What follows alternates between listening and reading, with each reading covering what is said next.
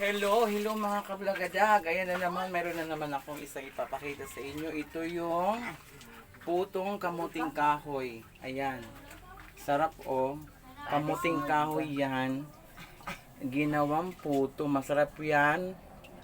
Pampares sa inihaw na talad ng ano ba to? Yung mga daing, mga bulad kung tawagin sa waray. Ayan oh.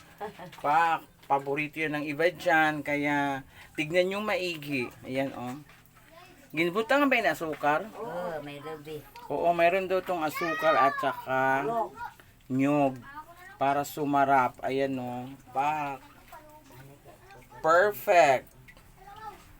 Ayan. Yan ang pagkain dito ng mga, syempre, mga mahihirap. Yung kamuting kahoy, kinakayod, pinipiga, pantanggal ng mga yung tinatanggal yung mga dagta, binibilad bago magiging ganito.